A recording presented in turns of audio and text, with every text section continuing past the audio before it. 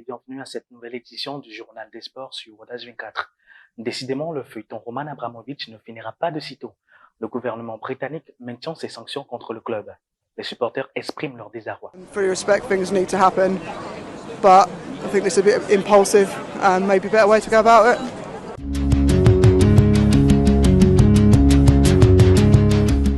These are trying times for the club and its ownership, but it'll be sold eventually.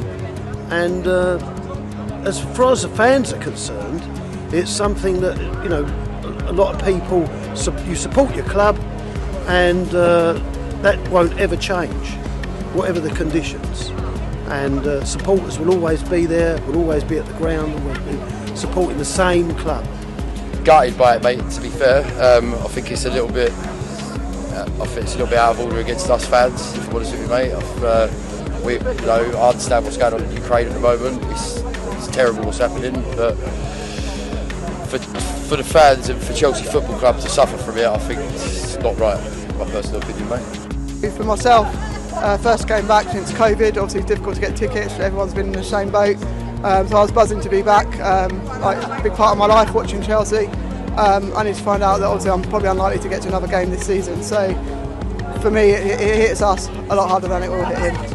It's hard enough to get tickets as it is, let alone now. We won't be able to go now because we're not season ticket holders. So game over for us. Yeah. It's our last game. I think it affects both of us really. Like Abramovich, he's always loved Chelsea. He's won so many trophies with us. Manchester United et Cristiano Ronaldo ne verront pas les quarts de finale de Ligue des Champions cette saison. Les Red Devils ont été éliminés par l'Atlético à domicile sur le score de 1-0. Antoine Griezmann, passeur décisif, et Joao Félix, auteur d'un grand match, s'expriment sur le match. No sé por qué, ni me pidió ni nada. Pero ya estaba la mochila ya, la suya.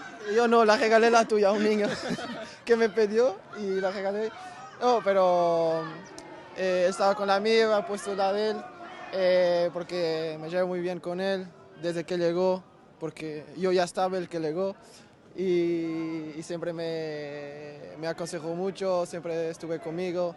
Al final cuando trabajamos todo es como más fácil, ¿no? Y aparte luego me pongo en la piel de los centrales cuando ven a Joao o a mí que roban balones, que tienen tiempo ahí arriba con la pelota, pues es todo más fácil. Desde Pamplona creo que hizo un clic y la verdad que ahora está jugando todo, lo está demostrando el nivel que tiene y ojalá podamos seguir así.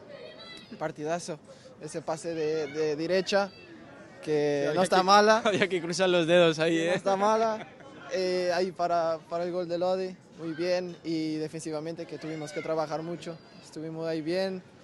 Como siempre, defendiendo, ayudando mucho, que pone una intensidad increíble defensivamente y nos ayuda muchísimo. La Juventus, ancienne équipe de Cristiano Ronaldo, est également éliminée aux portes des huitièmes. Leurs bourreaux du jour sont les vainqueurs de la dernière Ligue Europa, Villarreal. Serge Aurier et Étienne Capou sont au micro de nos confrères de Beansport. Belle victoire. Exprime-toi. Ouais, c'est une belle victoire. On savait que ça allait être un match difficile. On a d'abord, en première mi-temps, essayé d'être costaud. On a subi, on a concédé des occasions, on n'a pas encaissé. Mais voilà, derrière, on a su bien réagir et puis je pense que c'est mérité ce soir. C'était une double confrontation assez tactique quand même entre les deux équipes. Ah vraiment, ça s'est joué sur des petits détails. Et c'est ce qui a fait la différence sur le match retour parce que c'est vrai qu'on a beaucoup subi en première mi-temps. Je pense qu'on a de la chance de revenir à 0-0 au vestiaire. Mais après, on fait une grosse deuxième mi-temps, on est resté vraiment solide. Et surtout, on a vraiment très bien défendu ce soir. Clairement, et Villarreal voyage bien. On vous a jamais senti paniquer malgré des coups de pression de la Juve par quart d'heure, j'ai envie de dire. Vous n'avez jamais paniqué, vous avez toujours bien ressorti le ballon. Vous avez même un peu endormi, j'ai envie de dire, et ça a marché. On avait un plan. On avait un plan, non? Un plan. On avait un plan, Joe. Quoi, on avait un plan. Non, on avait un plan. On a suivi le plan du coach et on s'est entraîné là ces 2-3 jours pour bien l'appliquer. Et franchement, ce soir, on l'a fait parfaitement. Et repartir d'ici avec une qualif et surtout 3-0, c'est magnifique. Vous savez combien de fois vous avez cadré ce soir? Ça ne nous intéresse pas. 3 fois. 3 fois. Ah, bah ça ne voilà. nous intéresse pas. Le principal, c'est le résultat à la fin. Non, mais c'était important de bien défendre ici. On savait qu'on allait souffrir. Je pense qu'on a bien souffert et à la fin, on est récompensé. On a fait les efforts ensemble. Ceux qui sont rentrés nous ont beaucoup apporté.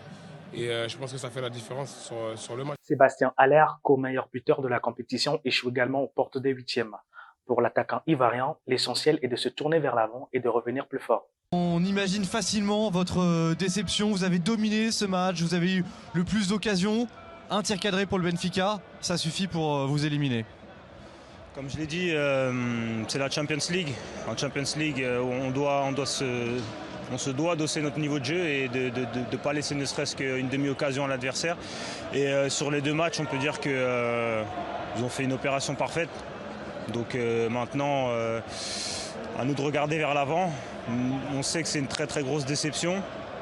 Le rêve s'arrête là, mais voilà, il y a encore des échéances à jouer d'ici ce week-end. Donc à nous de nous remobiliser et de jouer sur ces erreurs-là. Est-ce que vous avez l'impression que c'est l'équipe la plus forte sur le terrain, qui a le mieux joué, qui n'a pas forcément gagné, c'est-à-dire votre équipe ? En tout cas, on sait qu'on a fait beaucoup de bonnes choses. On aurait mérité mieux, c'est sûr. Mais comme j'ai dit, c'est le football. Et si le football se jouait seulement sur l'équipe qui domine, ce serait pas le football, ce serait pas ce que c'est aujourd'hui. Donc à nous, comme je l'ai dit, d'en tirer les leçons et de faire en sorte que ça se reproduise plus. Un dernier mot sur votre saison personnelle. 11 buts en Ligue des Champions, c'est énorme. Alors certes, vous auriez aimé aller un peu plus loin, marquer peut-être un peu moins, mais aller plus loin. Est-ce que vous avez quand même tout de suite là un mot pour la qualifier cette saison? Elle reste hors norme malgré tout pour vous personnellement.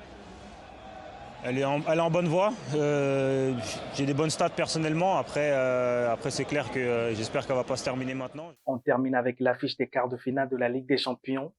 Benfica qui a tiré gros, qui affronte Liverpool.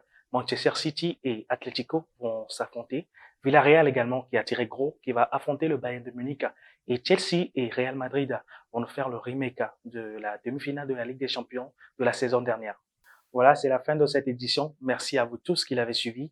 Excellente fin de week-end à vous tous et bon début de semaine à vous tous. Au revoir.